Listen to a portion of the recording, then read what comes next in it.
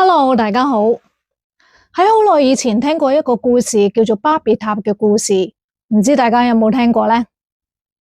原來喺遠古時代嘅人類係講同一種語言嘅，雖然佢哋住喺世界唔同嘅各地，但係佢哋溝通都尚算順利，仲建立咗好多豐功偉績添。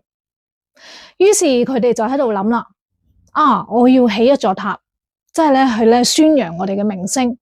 嗰座塔一定要通天，高過晒所有神。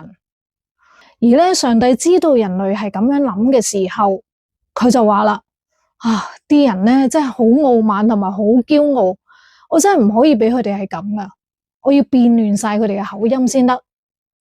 於是上帝就將人類嘅口音變亂晒，仲分散晒佢哋添。人類自從喺嗰時開始就講唔同語言，大家就溝通唔到啦。嗰座塔亦都起唔成啦。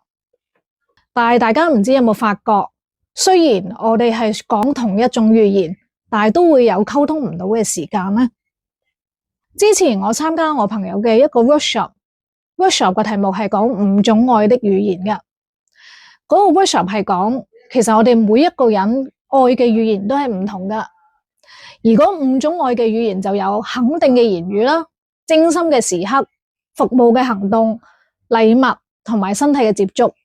溝通嘅障礙係源自於我哋每一個嘅愛嘅語言唔同，但我哋又明白唔到人哋嘅愛嘅語言。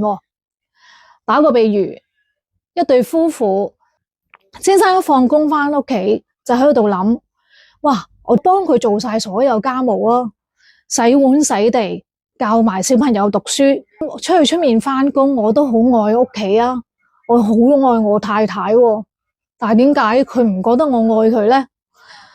而個妻子喺度諗，如果我先生可以俾少少時間聽下我講嘢，專注下同我食飯，咁就好啦。成日做埋其他啲家務，其實根本佢都冇時間俾我，佢都唔愛我嘅。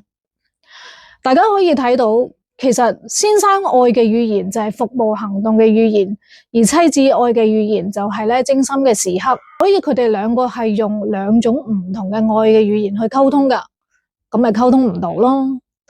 而嗰個 workshop 就提醒我哋，其實我哋愛嘅語言係可以更加多元化同埋更加豐富咯。係啦，講到呢度，大家唔知有咩睇法呢？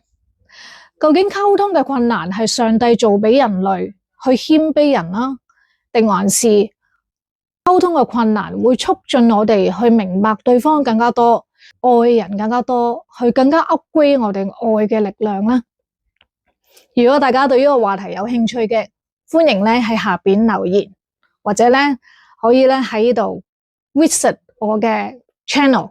好，今次就講到呢度啦，拜拜。